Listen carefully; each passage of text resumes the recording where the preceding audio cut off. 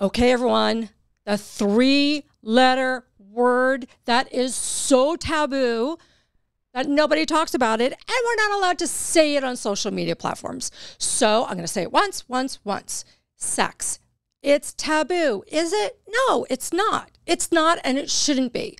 But we're going to dive into it today. We're going to go there. So listen up.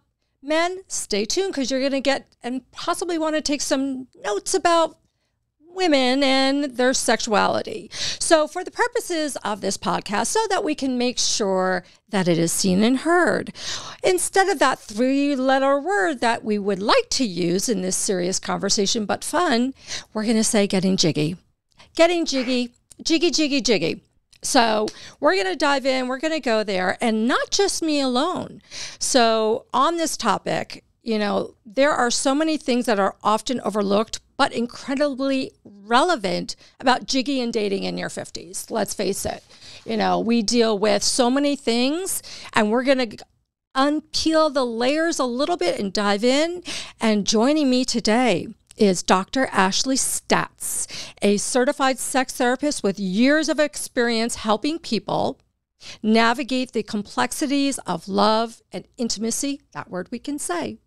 Dr. Staats, thank you for joining us and welcome. Absolutely. Thank you so much for having me, Nicole. I'm super excited. It is such a pleasure. And I know you and I briefly touched base about how frustrating it is to really reach out on this subject and not use these words that adults should be able to talk about. And, it's a serious and a fun thing, but apologies, right? That we, no disrespect to your profession, that we have to use the word jiggy. Totally fine. I like the word. I'm very used to having to use euphemisms. And to be honest, most people are not comfortable saying many of the words, anatomy words and things like that. They see them as dirty or vulgar. And that's actually one thing in educating people and working with people that we have to overcome. Yeah. Like I said, it's like a taboo word that we're not supposed to talk about. And we're not supposed to have jiggy desires. We're not supposed to ever talk about, women being dry and, low libidos and all these things. So we're going to go dive right in, if that's okay with you. Yeah, I want to first talk about physical changes in body images and how women and your patients and your advice about women in their 50s and dating and navigating changes with your body, your image, your sexual oops, I slipped. I used the jiggy word wrong. Okay. Jiggy functional and how to move forward and not feeling jiggy yourself. I'm sure you have this conversation with many women in their 50s, and I'd love for you to explore that. Yeah. So women go through so many changes through their jiggy development. It's going to take practice. I know. And you want to focus on just that decade. A lot could be going on. That still could be a very high stress time. And what we know is that stress is one of the biggest jiggy mood killers. Another thing are the biological changes that might be coming on, perimenopause, menopause, also being sandwiched in, like maybe still caring for children at home and also caring for adults that can add to the stress. And, really what I see happen to women is they lose touch with themselves. They lose touch with their own body, caregiving other people, and they forget to care for themselves and they forget to check in on how they're feeling. And that's what I hope to help people with, but it really is kind of like crying against something. A lot of times women are very defended against maybe going there. They feel like it's bad or they shouldn't, or maybe they don't deserve it. And, it's one of the main barriers, but once they come into the office, once they come in and start talking about it, they've already gotten past the point where they're like, yes, I need to fix this, or I need to work on this, or maybe their marriage is suffering. And one of the common things that I hear a lot of the couples say is they do talk about dryness and lubrication. And for some reason, they're so focused on the idea that it has to come naturally. But women's bodies experience a lot of disconnection. They can be mentally, psychologically very aroused and ready to get jiggy. But down below, it's not keeping step. And every woman of any age, I always recommend lube. I have my favorite brand and I carry a little sample pack in my purse with me. What's your favorite brand? What is it? It's Uber Lube. So I don't get paid. I know. How do you spell it for our audience? How do you spell it? It's Uber, UBERLUBE, but with the little umlaut at the top of the U. And so the reason why I like it is it's not sticky. It's just silicone and it leaves a nice like powdery finish. Ooh. So you're not feeling icky. Yeah. Yeah. So, I know that there's two types, there's the silicone and the water lube. I personally have always liked, there's this German brand and it's silicone and it's like amazing. Now, with that said, because you do see men and women. So first, women, I think, were made to feel bad about being dry, like there's something wrong with us.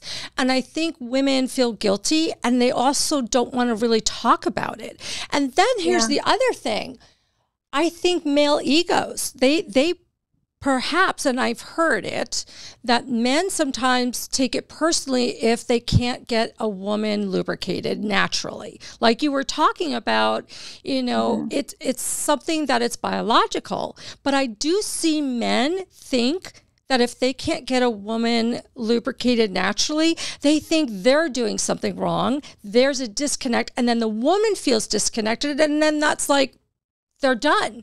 And so I think, what we want to say and we're trying to talk about is women, don't be feeling despondent about your body changes. And you have to understand that it is what it is, but it's what you do with this stage in your life to keep the jiggy going on. And jiggy can happen. And, so what I want to point out to you is, I know even personally, part of that is, and I hear it from people, I'm just over sex at this point in my life. I'm dry. I don't want to do it anymore. And it's like they shut the door when this happens. How do you navigate or give suggestions and tips to women in their 50s, especially dating? They want to somehow connect with the men and at some point be intimate. So how to cross that bridge with women in terms of feeling secure in getting jiggy time? Well, you really start kind of at the very beginning, and how are they seeing and what are the messages? What do they think sex is about? If they are very much like you and enjoy it and want to do it and want to talk about it, they're probably not in my office. The people in my office are the people who are like, well, it was a duty. I didn't want to do it then. And so now I'm unburdened by this duty. And so for those women, we really come at it from a place of building curiosity and really this younger version of it, like a YOLO mentality. You only have one go around. How are you going to spend the second half of your life with what you want to do? What brings you joy? What lights you up? Where do you feel the most fulfilled? That could be photography, spending time in nature, doing other things like that. And it's from that little point that we can say, okay, that feeling, that's the feeling that should come with sex. And you put those two things together and they're like, whoa. So what I'm talking about is Eros energy. That fiery, say that again? What is it? Eros, E-R-O-S, Eros energy. This like oomph, like lighting you up. It's like life force. And whenever they can make that connection and then start tending to the things that fill them up, then they start to feel more entitled and deserving to fully experience pleasure in the world and in their bodies. But that's a long journey. Yeah, that is a journey. Buddy, we're talking about the journey of what women go through to live their next chapter in life and find the jiggy in them and get jiggy and what that entails. And, there's actually a statistics that I read that 43% of women ages 50 to 8 were Jiggy active in the past year. So listen, people, there are ways. And I know personally, I'm curious what you think of this, Dr. Staats. I personally, because I talk about myself, because then maybe women will actually say, hey, I feel that way too. So there are times where I'm just like, ugh, just let me sleep. I just need more rest. And yes, it could be like, ugh, I don't want to do this chore feeling. But then I have found that I do not do that. I actually mentally reshuffle my thinking. And it perhaps leans into what you were just saying about honing in something and that emotion you get with enjoying it. And the minute I start, I let go, and it's a great Jiggy session. And I think that's really important what you said. Also, I think women don't get so caught up mentally about, oh, I can't, I'm too dry, what's the point? Let go. So do women in their 50s dealing with hormonal balances that we talk about, and there's so much out there. Take this pill, take this pellet, do this. It's kind of overwhelming about what advice to listen to. We're not diving into the medical side of this. We're diving into the brain side of this. And, you, I'm sure, agree that Jiggy and Jiggy time is what, 90% here? 100%? Oh, yeah. How do you get women to dial into that further than just finding a moment that brings them pleasure and connecting that? Ask that again. I'm not sure what you're asking. Like, how do we get women to? Yeah. So like, I was just giving an example. Like for me, there are times where I'm like, no, I'm really not feeling it. And then, and then I like shift my gear and just say, you know what, let's just let this go. And next thing you know, I'm like on cloud 9 and I have a great ending to Jiggy or 2. And, and it took me doing work to get my mindset to that. Is there something that you can give advice for women to do, or do you see patients like that? Yeah, it's going to sound really simple, but it actually can be a difficult process for women. But it's moving the idea of getting Jiggy from the realm of for other people into the realm of for me. And whenever you start to see it that way, it's like, okay, this is for me. I need this. The second thing is expanding a woman's idea, a couple's idea of what constitutes Jiggy, because it isn't always P in the V or the eggplant in the peach. It can be so many things. And that definition is co-constructed. And so if you're in the position of, oh, I don't want to put on makeup, take a shower, shave my legs and do all these things, because that's what it takes to do one type of getting Jiggy. But if you expand out the definition and there's so many other types, then you can alleviate yourself of that burden of all of the preparation that it takes and do one little part of it. I agree. And it's funny. I think sometimes women, we're our worst enemy in the sense that I'm like, oh, my legs aren't shaved. This isn't perfect. I have a pimple. I have textured skin. And it's all these hormonal issues and feeling a low libido. And if you do not want to lean into any natural or medical biological enhancers as a woman, which I did not. And, along those lines is, as we said, being mental. And I think fantasies are huge. And I'm always, like you said, it's, what I say is it's one life. You're your main character. And this is a beautiful new chapter, dating in your 50s, because you get to build this wonderful new chapter about being selfish. And don't get stuck on what you can't do and get in your head too much. You got to lean back and relax a little bit, but you got to remember it's your one life and you're the main character. And if you don't take care of yourself and your personal growth and prioritize well-being and confidence. Now, confidence, I'm sure you deal with the concept of how does a woman feel confident enough to get Jiggy when they're feeling a little despondent or still widows or, out of a toxic relationship. Maybe, I'm not going to talk about abuse right now, but out of a toxic relationship where they just don't know how to connect that anymore. I think fantasies is a great thing. Yeah, fantasy is a great thing. And it's all about stimulating your mind. Sometimes they need a little jump start, and that can look like maybe reading spicy books or watching spicy movies and things like that to kind of get the whole idea about, getting spicy and getting jiggy going mentally. Because women's sexuality is responsive. It's not going to be spontaneous. We're not like men where we just suddenly are like, I feel like getting jiggy right now. There has to be some sort of stimulus, either physical or mental, that get us thinking, oh, and we may not even register in the moment. Maybe we did just happen to catch part of a spicy movie, and then the next day we're like, okay, my honey's looking pretty good today, and you're thinking about it. Yeah. So when I talk about like people getting jiggy in couples, especially then, I always tell the men, like, if you want to get jiggy today, you should have started yesterday or the day before. Oh, yeah. Like that. Yeah. You got to get the mind going. You got to get flirty. You got to make her blush. And then you move into more likely going to get a positive response because she's feeling good. You've made her feel good about herself. You've dangled the carrot and now she wants it.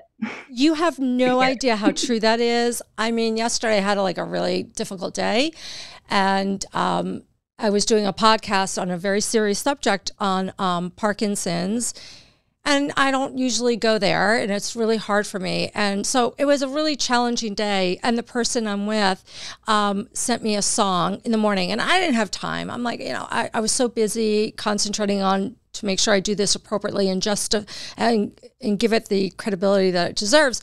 So later that day, he's like, and first of all, he checked in on me many times. Number one. Number two, in the evening, he's like, did you listen to the song? And I'm like, oh, I forgot. And later on, when I was finished with stuff, I turned the song on. And the next thing I know is I got the warm, tingly, lovey feeling. And men, this is what we're talking about. It doesn't take a lot, but it does take planning and thinking. Don't just think you're going to turn us on over dinner and get liquor in us and have a great session. Stimulating a woman is like courtship. It should never end, in my opinion. And just like women, we feel like we have to dress a certain way to get our man to turn on. No, it's a two-way street. And I think that's what you're saying here. Yes, absolutely. It's like, don't stop dating each other. Even if you're in your 50s and dating your husband of 30 years, don't stop dating. And one of the questions that I get people talking about, because usually when I see couples who are trying to reawaken their sex life at that age, their kids are gone, is when is the last time you made your partner blush? Because they get so into the routine of things that they're like, hey, you want to do it? And the partner's like, maybe, or nah, it's not sexy. There is no flirtation. There is no buildup. There's no seduction.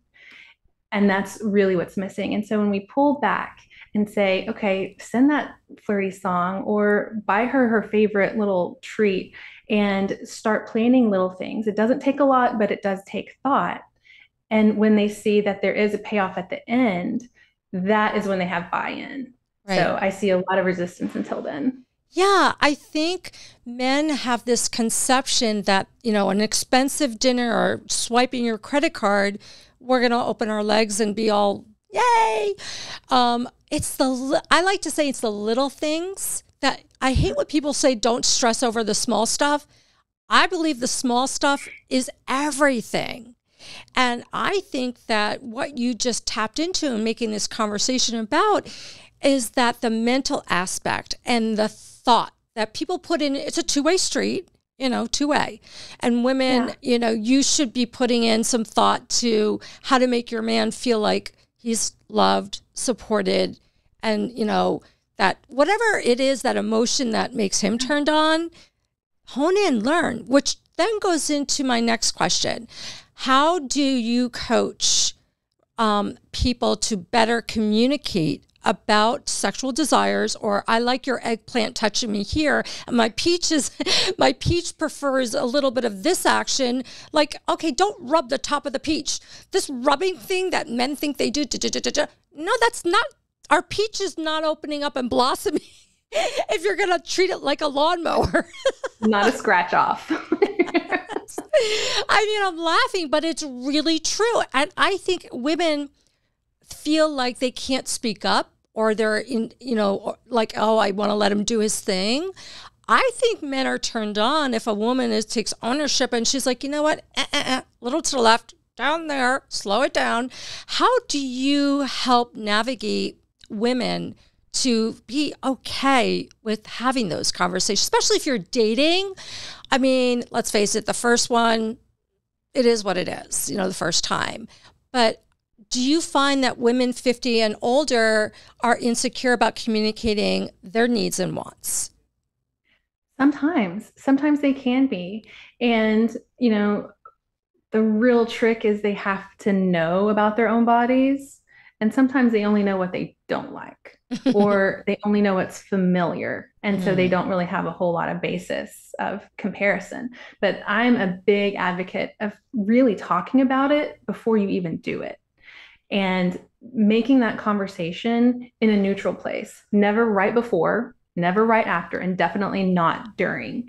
There is some communication that should happen then, but it's more along the lines of, consenting and yes, and here are the little limits. But whenever you're going to give feedback specifically, that should take place somewhere else. And it should always be sandwiched between two positive things. I like that. I can see that happening. And I think, what I'm saying here and Dr. Staats is talking about is, how can you expect a man to please you if you can't hone in on what you want?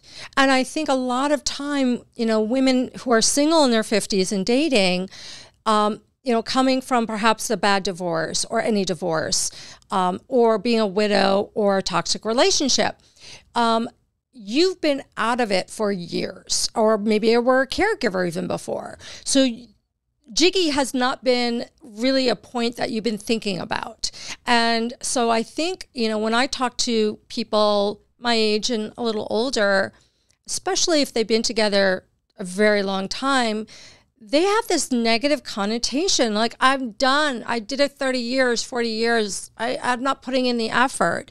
And do you find statistically, if women, I'm speaking about, or men in relationships, or relationships thriving, is there a coordination, does Jiggy time have any parallel with the success of a relationship? Meaning, have they done any studies with couples that don't have Jiggy time versus do, and, the success of that relationship, or just in general in your coaching and your work?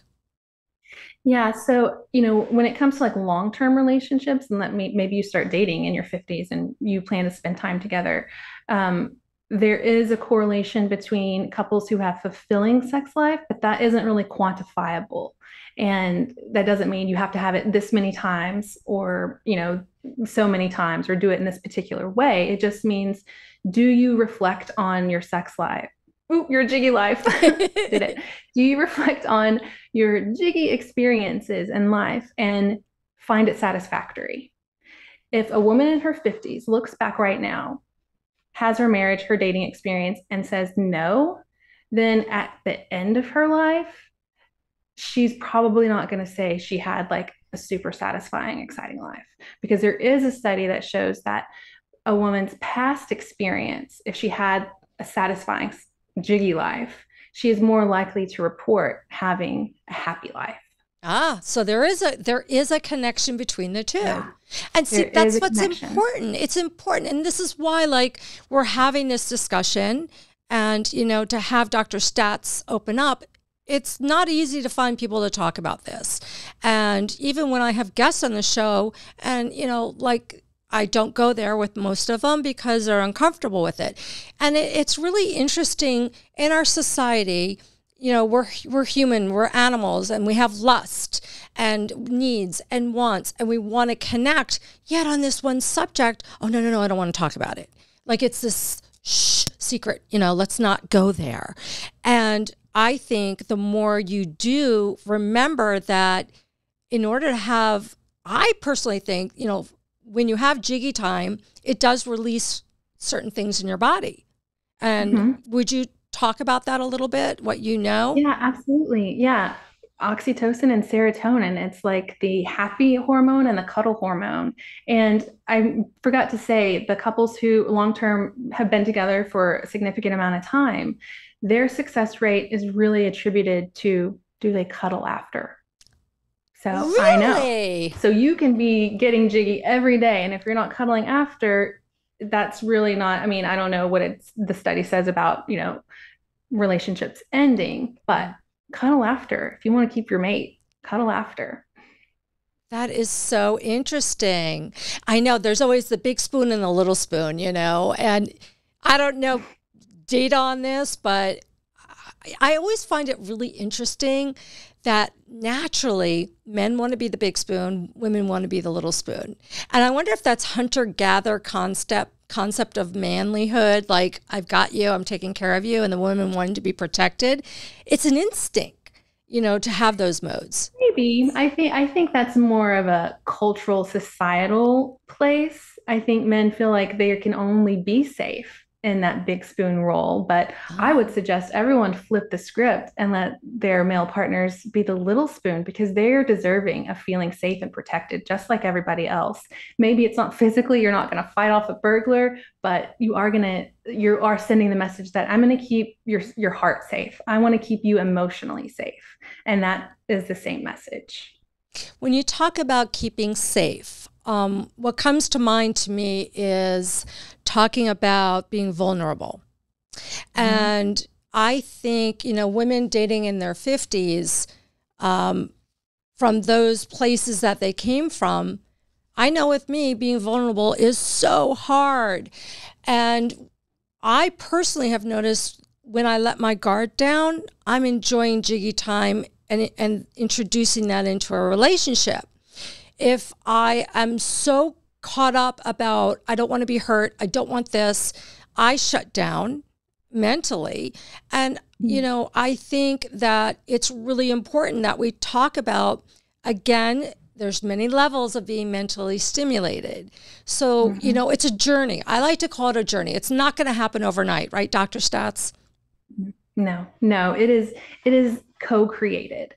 And, when we're talking just about specifically Jiggy, because it is like a mind, body, head, heart connection, I think if we can move people away from thinking about it as a one-off event, like one thing that we did on a Saturday night, and move it more into like a story. The analogy I like to use is like a thread woven in and out of your day. Sometimes there's more and sometimes there's less, but there's always a little bit. And maybe the little bit is just a snuggle or a cuddle, but don't cut yourself off from doing these lower level touches, this lower level affection, out of fear that it may lead to getting jiggy and I'm not prepared for it. Oh, I like that. That is so true, because like women do feel like sometimes, like if I give him like a little bit, he's going to think I'm ready for Jiggy. And I think what you're saying is really important.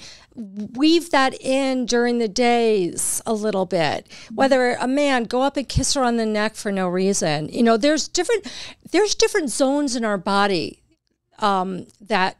Can you talk about that a little bit, so maybe people can be educated a little bit about, it's not just about the peaches and the eggplants? No, there are erogenous zones all over the body. And, I'm not saying, I don't want to say that everybody's zones are the same, but there are some zones that many people or a lot of people or most people find pretty enjoyable that are non-jiggy related parts. Ears and earlobes, surprisingly, the neck, feet, maybe different parts of your back and your legs. These are places that you wouldn't think would be, spicy, but they can be. And you'll only find that out if you take the time to discover it. You can discover it on your own, or you can discover it with a partner. Yeah. And I think, women that are menopausal and dealing with being dry really should kind of discover those zones, because there's other ways. Now, I know, I was at a time where my libido was gone. Like, I just was like, oh, I don't want to, it just was like gone. I don't know any other way to say it. And, approaching into a relationship, I was really concerned, like, how do I change this? So part of that is ownership. You got to put yourself in check a little bit. And you're still young, dating in your 50s. You got a whole chapter out there. And I think men and women need to embrace it. Now, with that said, women were talking about, hormonal imbalances and hearing from you different ways to tap in mentally, physically in your body and find out, not just with your little friend, but just pay attention when a man does something. Do you get a little bit of warm fuzzies going on? Now, the other issue, which is biological issues, and the reality is, and men, I got to say, erectile dysfunction. Nobody wants to talk about it. There are men that don't want to admit it. Like, literally, women are there and it's not happening. And the men are like, yes, it is. And there are women that, say to me, perhaps, listen, he can't get it up for the occasion and he can't take a blue pill. Therefore, what's the point? He's just rubbing it up and down my peach and I'm not getting anything out of it. And it's like they both kind of just give up. And I know there's other ways to have those. There are other ways. Please enlighten us. Yeah, so that does not have to be a showstopper right there in the bad way, like curtains for that. Men can still have, I can say orgasms, right? They can still have orgasms. They don't need an erect eggplant for that. It's possible. They can also experience that without manually touching themselves. And, if you're going to date in your 50s, if you're going to date in your 40s, you're going to encounter loss of an erection. And I want to use that term instead of ED or erectile dysfunction, because that is actually a diagnosis that is consistent and persistent and has very, discrete criteria for diagnosing. But it is developmentally going to happen. It just does. It happens for everyone. These eggplants are not machines that just work. And so having the expectation that it's supposed to work like it did in your 20s is unrealistic and, unfortunate if you're thinking, why isn't it doing it? So really, if we can think about it as this is a normal thing that happens and we have a plan for what we do and we deal with it, which is never stop. Don't stop the encounter. Don't stop the interaction just because that happens. That means it's time to pivot. Pivot to something else. Pivot to, oral or, touching or caressing or just cuddling, but don't stop. And don't try to force it to come back. And for women, this is such a big deal.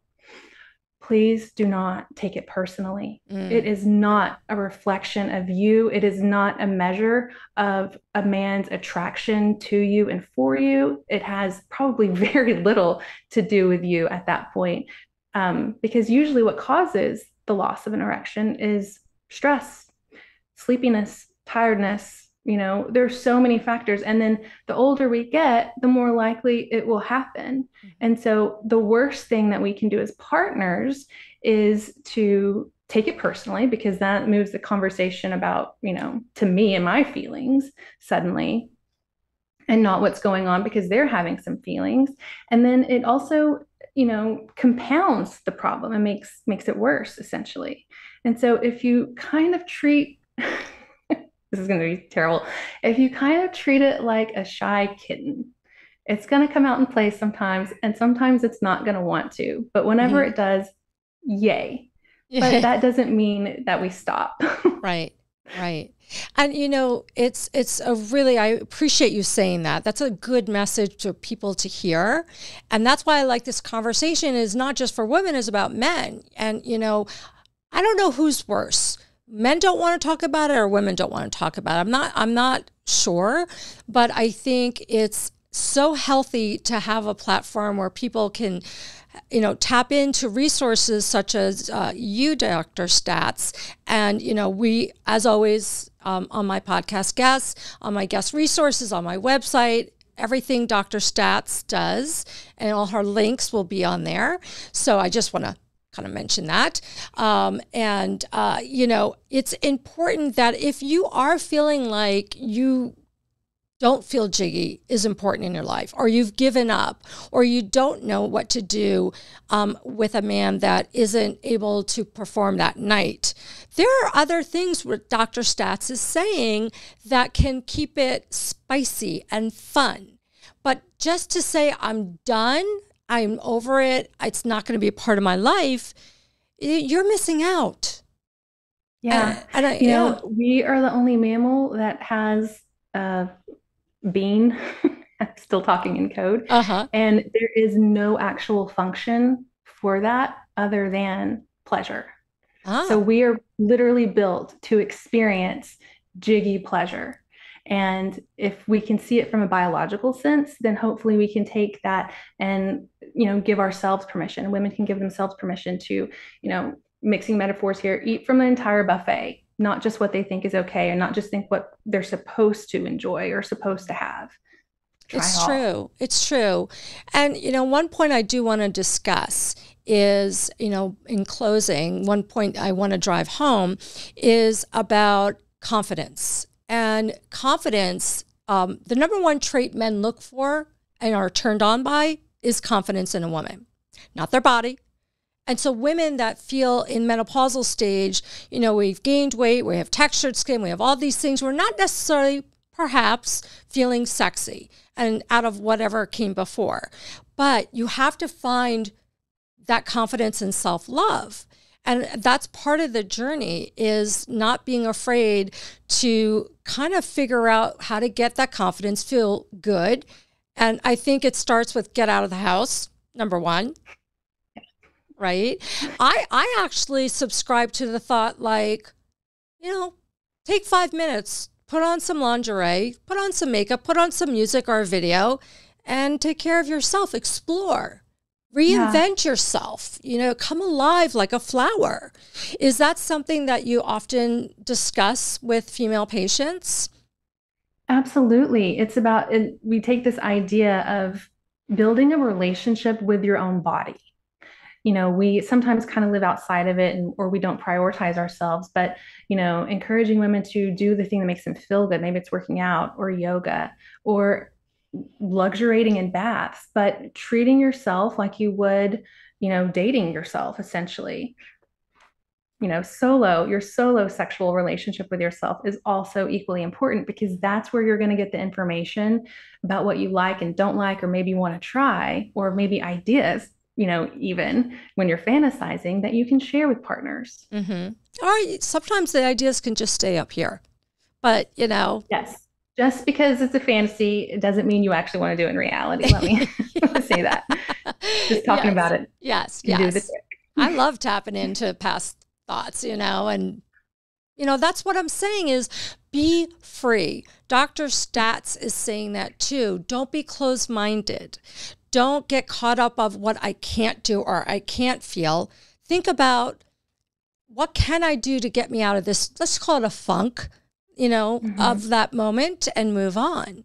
And is there any advice in closing that you would like to say, including a little bit about yourself and, how people can find you, not only on my website, but please, this is where I encourage people to reach out to you. A lot of women feel like they can't explore that part of their life, and because they feel hemmed in, if I do this, I won't be a good this.